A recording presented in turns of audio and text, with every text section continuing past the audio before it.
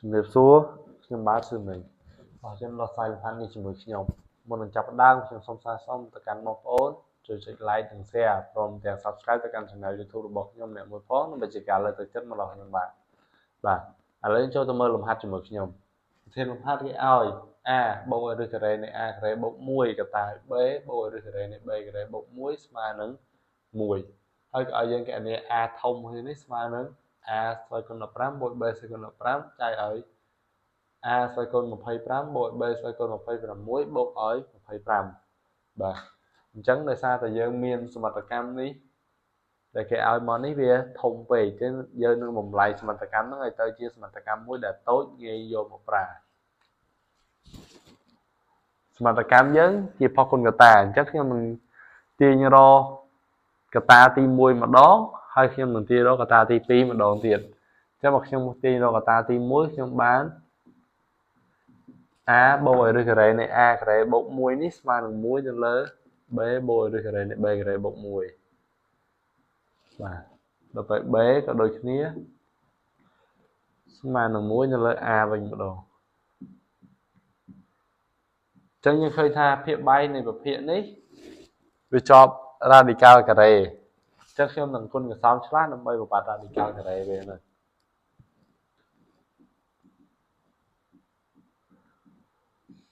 ស្មើនឹងកសោមឆ្លាស់នៅអានេះគឺ b ដកឲ្យឬការ៉េនៃ b ការ៉េបូក1ទៅលើអញ្ចឹងអានេះទៅជា b ការ៉េដកឲ្យ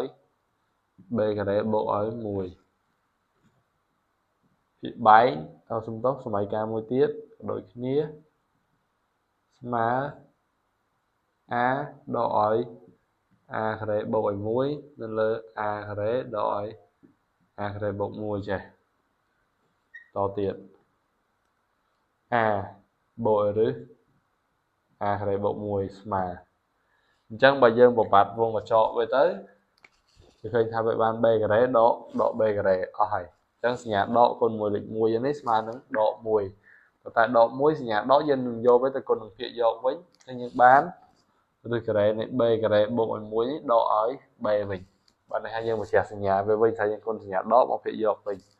ហើយដល់ពេលសម័យកាលទី2នេះក៏ដូចគ្នា a មួយ a ហ្នឹងអស់ហើយយើងនឹងសល់ដក1ទៅគុណខាងលើវិញ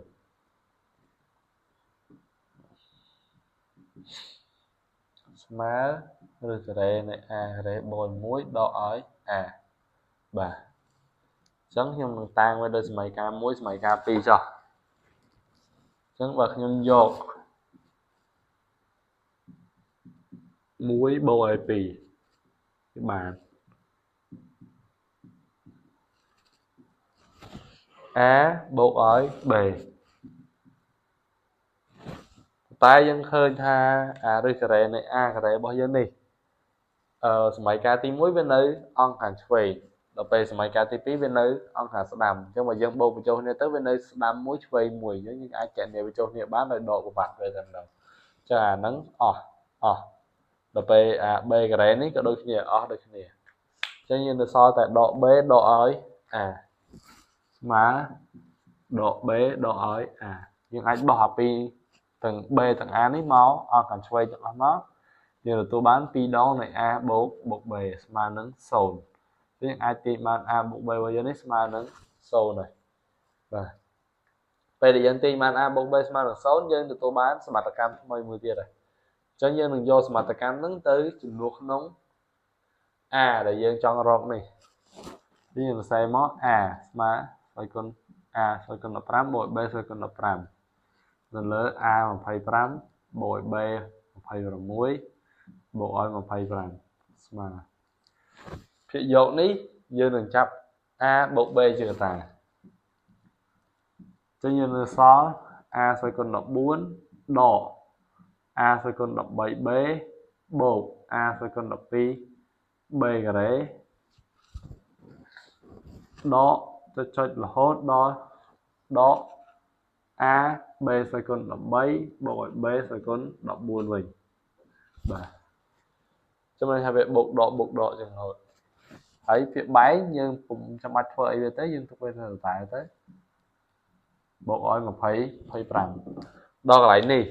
យើងឃើញថា dương miên a bốc b này dương là chúng a bốc b đói được sâu bao giờ này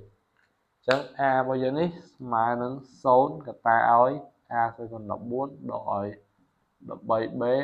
bộ ơi cho thôi đọt đọ a b đọc 7 bội b đọc buồn nó lớn a 25 bội b 26បូកឲ្យ25អញ្ចឹងយើងឃើញថាតើកាលណា0គុណជាមួយអីហើយសរសើរទាំងមូលហ្នឹងនឹងស្មើ0ហើយអញ្ចឹង a របស់យើងនេះស្មើនឹង0យើងអាចទៅសេតដូចនេះមកដូចនេះ a របស់យើងស្មើនឹង0គឺជាចម្លើយចុងក្រោយនៃលំហាត់របស់យើងបាទហើយការដោះស្រាយរបស់ខ្ញុំគឺមានតែប៉ុណ្្នឹងសូមអរគុណ